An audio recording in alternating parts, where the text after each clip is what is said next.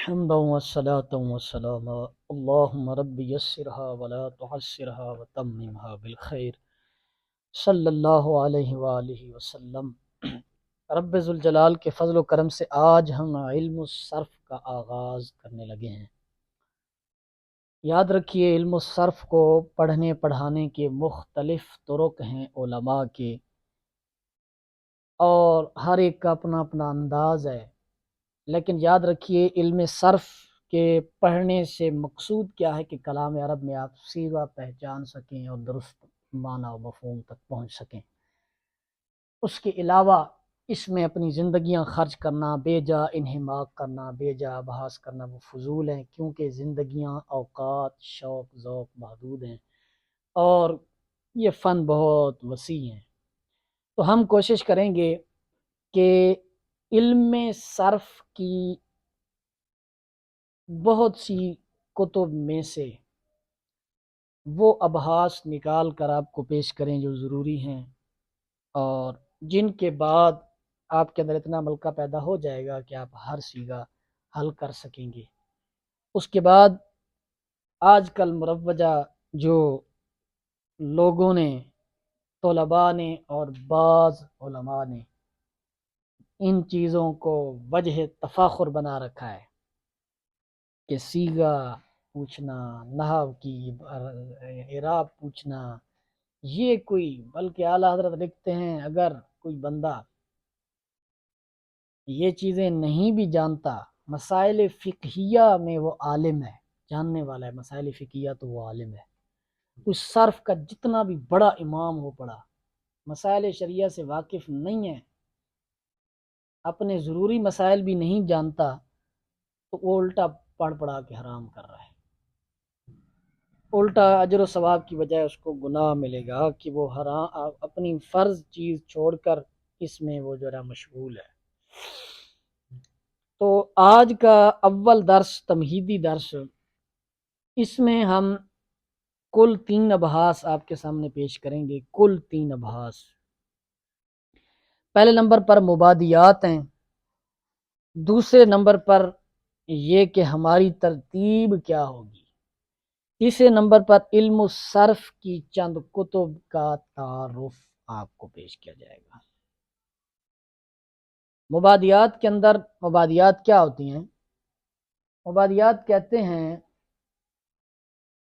وہ چیزیں جو کوئی بھی فن پڑھنے سے پہلے ذکر کی جاتی ہیں، جو مبتدی طالب علم کے لیے جن کو جاننا اس لیے ضروری ہوتا ہے کہ اس کے بعد وہ فن اس کے لیے انجان نہیں رہتا، اس کے دل میں، ذہن میں وہ جو ایک بڑا خوف سا بنا ہوتا ہے نا جی کہ علم صرف پڑھ رہے ہیں جی، پتہ نہیں کیا ہوگا، وہ ختم ہو جاتا ہے، پھر وہ طالب علم دلیر ہو جاتا ہے اس کو پڑھنے کے لیے۔ تو مبادیات کے اندر ہم 6 چیزیں پڑھیں گے۔ پہلے نمبر پر علم کا نام، پھر علم کی تعریف، پھر علم کا موضوع، پھر علم کی غرض، پھر علم کا واضح واضح واضح لفظ ہے، واضح۔ اس کے بعد علم کا حکم شرعی۔ تو پہلی جو بات ہے علم کا نام۔ علم کے نام یعنی اس علم کے نام مختلف ہیں، اس کو علم الصرف بھی کہا جاتا ہے، اس کو علم المیزان بھی کہا جاتا ہے، اور اس کو علم الصیغہ بھی کہا جاتا ہے، اس کو علم الاشتقاق بھی کہا جاتا ہے، وغیرہ وغیرہ اس کے، اور علم التصریف بھی کہا جاتا ہے اس کو۔ ہم زیادہ گہرائی میں نہیں جائیں گے۔ علم الصرف، صرف کا معنی ہوتا ہے پھیرنا، اس علم میں بھی گردانوں کو، صیغوں کو پھیرا جاتا ہے، اس وجہ سے اس کو علم الصرف کہتے ہیں۔ صرف جو ہے یہ تصریف، صرف اور تصریف اس کا ایک ہی معنی آتا ہے، پھیرنا۔ اس کے بعد یہ تھا علم کا نام، اس کو علم الصرف بھی کہتے ہیں، علم التصریف بھی کہتے ہیں، علم المیزان بھی کہتے ہیں، علم الاشتقاق بھی کہتے ہیں، ٹھیک ہے، اور بھی بہت سے اس کے نام ہیں۔ اس کے بعد جی دوسری بات ہے ہماری علم کی تعریف، یعنی صرف کی تعریف ہم کیا کریں گے۔ علم صرف کی اصطلاحی تعریف لغت میں تو ہے پھیرنا، ہٹانا، دور کرنا، پگھلنا، زیور اور سونا چاندی خرچ کرنا، یہ اس کے سارے لغوی معنی ہیں جو لغت میں ہوتے ہیں۔ اصطلاحی تعریف اس کی کیا ہے؟ اصطلاح میں وہ علم ہے جس کے ذریعے صیغوں کی پہچان حاصل ہو اور ان کو بنانے اور ان میں تبدیلی کرنے کا طریقہ معلوم ہو۔ یہ کافی حد تک کامل تعریف ہے، کافی حد تک کامل تعریف ہے یہ۔ باقی مصنفین آپ ہر صرف کی کتاب اٹھا کے دیں گے تو ہر ایک نے اپنے طریقے سے تعریف کی ہے۔ یہ تھی اس کی تعریف، یعنی کہ وہ علم جس کے ذریعے صیغوں کی پہچان حاصل ہو جائے اور صیغے بنانے کیسے ہیں اور ان میں تبدیلی کیسے کرنی ہے۔ مثلا جو ہے امر ہے تو امر کے اگلے تمام صیغے کیسے بنانے ہیں، ٹھیک ہے۔ مضارع ہے تو مضارع کے ساتھ تاکید کیسے لانی ہے، اس کے ساتھ لام تاکید کیسے لانا ہے، اس کے ساتھ نون ثقیلہ نون خفیفہ کیسے لانا ہے، ٹھیک ہے، اس پر ان ناسبہ کیسے داخل کرنا ہے۔ اور دوسرے نمبر پر علم الصرف کی تعریف کے بعد تیسرے نمبر پر علم الصرف کا موضوع کیا ہے جی؟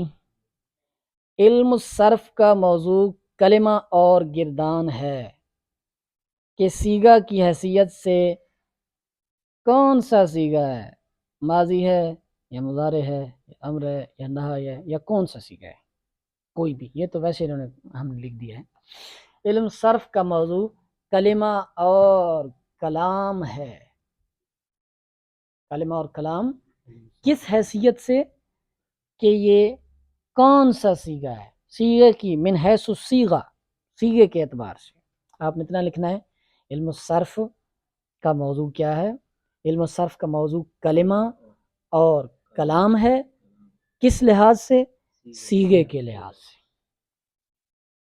آگے اگلے نمبر پر ہے جی، تین باتیں ہو گئی ہماری مبادیات کے اندر۔ چوتھے نمبر پر علم کی غرض، علم الصرف کی غرض کیا ہے جی؟ کلام عرب میں ذہن کو لفظی غلطی سے بچانا صیغہ کی حیثیت سے۔ آپ نحو کے اندر بھی یہی بات پڑھیں گے کہ لفظی غلطی سے بچانا، تو پھر ما بھی الامتیاز کیا ہوا، ان میں فرق کیا ہوا؟ فرق یہی ہے کہ صرف کے اندر صیغہ کے اعتبار سے ہوتا ہے، صیغہ کے اعتبار سے غلطی سے بچانا، اور علم النحو کے اندر اعراب کے اعتبار سے، حقیقت کے اعتبار سے۔ جیسے دوربا پڑھنا ہے یا دربا پڑھنا ہے، یدربو پڑھنا ہے یا یدربو پڑھنا ہے، عربی کلام میں اعراب تو نہیں لگا ہوگا، ٹھیک ہے۔ داربا دعاد رابا یہ بھی لکھا ہوا ہے، اور دوربا دعاد رابا یہ بھی لکھا ہوا ہے۔ اب آپ کو علم صرف بتائے گا کہ یہ داربا ہے یا دوربا ہے۔ اس کے بعد جی پانچویں چیز ہے علم الصرف کا واضح۔ اس کا واضح جو ہے معاذ بن مسلم الحروی ہے، معاذ بن مسلم الحروی۔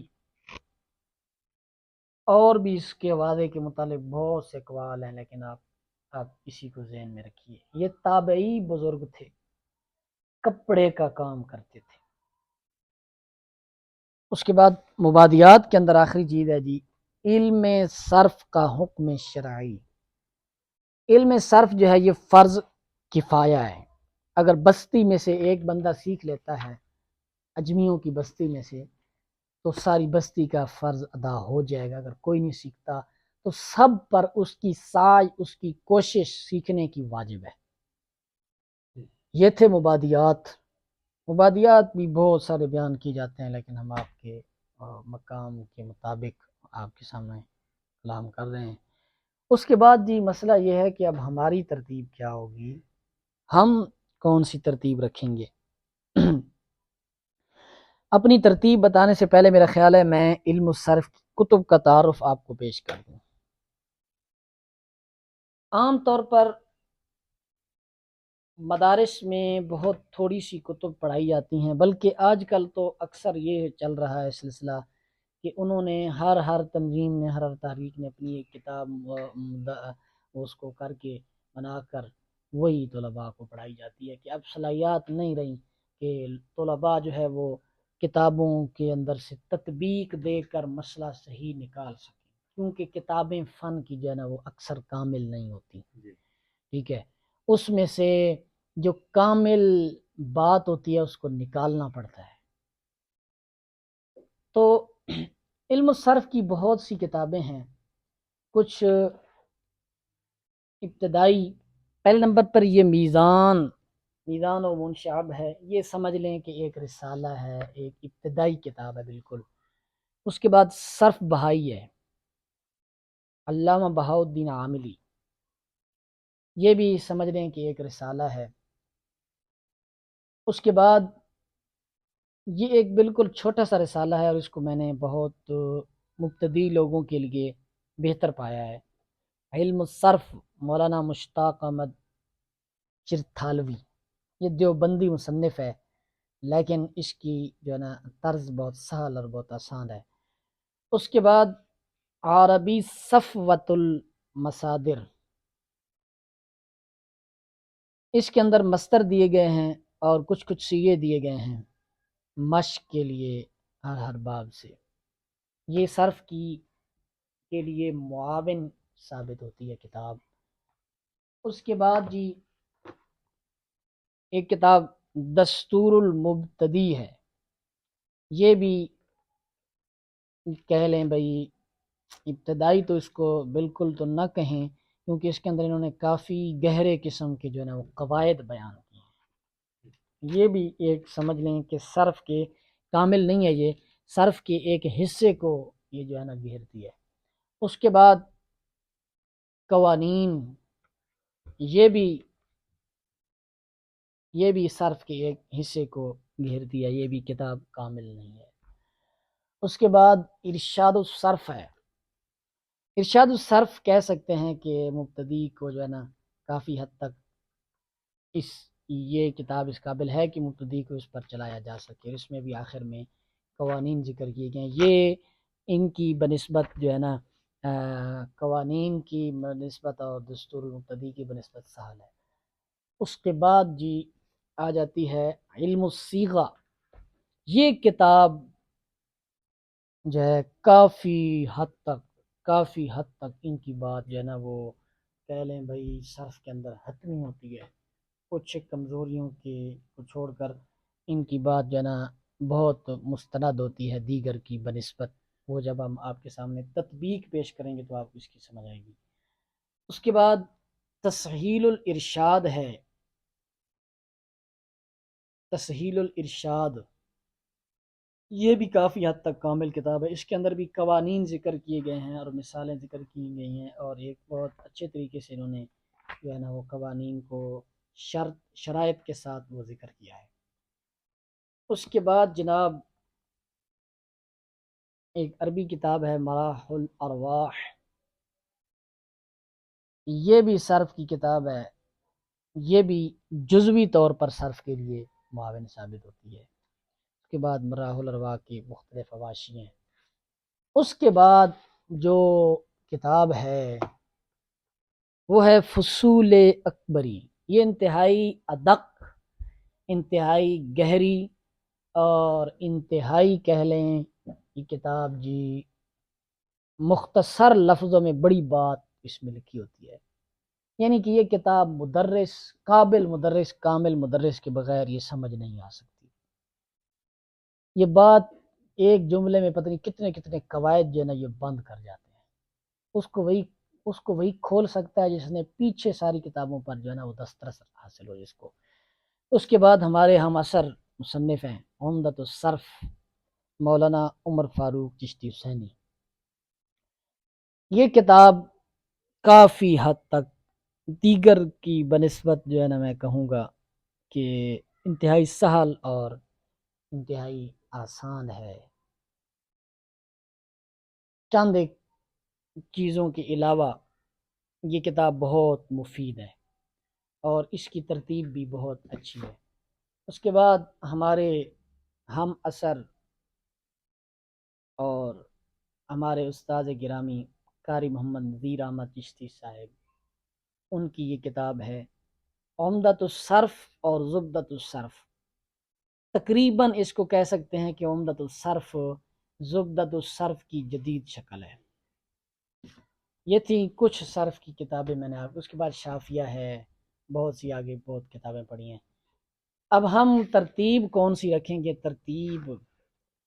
ترتیب ہم اپنی رکھیں گے عمدۃ الصرف والی۔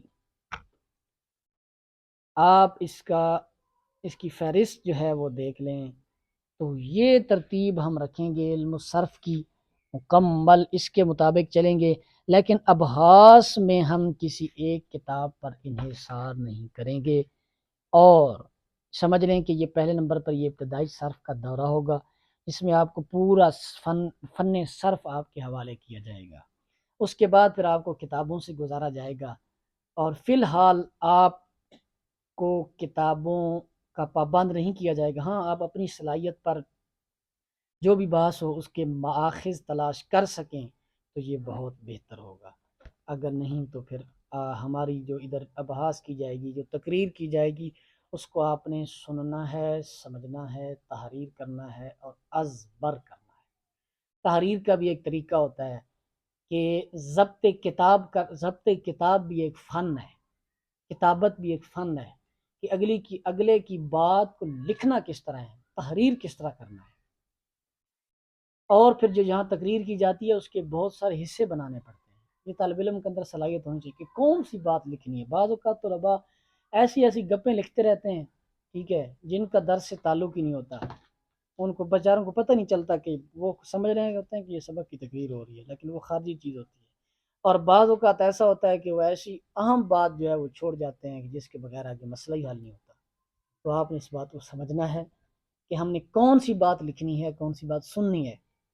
اور دوسرے نمبر پر تحریر کے اندر حسن پیدا کریں، تحریر کے اندر امتیاز پیدا کریں، تحریر کے اندر نکھار پیدا کریں کہ موضوع کی سمجھ آئے، ٹھیک ہے، حاشیے کی سمجھ آئے، فائدہ لکھا ہوا ہے تو اس کی سمجھ آئے، پتہ چلے کہ یہاں سے بڑا عنوان شروع ہو رہا ہے، یہاں سے نیچے اس کی عنوان در عنوان آ رہے ہیں۔ مثلا آپ جو لکھتے ہیں اسماء کی بحث آپ چھوٹا سا لکھ دیں، نیچے پھر آپ لکھتے جائیں اس میں فعل، اس میں فاعل، ٹھیک ہے، اس میں مفعول، بڑے بڑے کر کے لکھتے جائیں، ٹھیک ہے، ایسا نہیں، اوپر اسماء کی بحث آپ ایسے لکھیں پتہ چلے کہ یہ عنوان ہے، اس کی نیچے عنوان در عنوان ہے۔ تحریر بھی ایک فن ہے، تو جب تحریر کامل ہوگی تو پھر تقریر کامل ہوگی، جب تحریر کامل ہوگی تو سمجھ کامل ہوگی آپ کی۔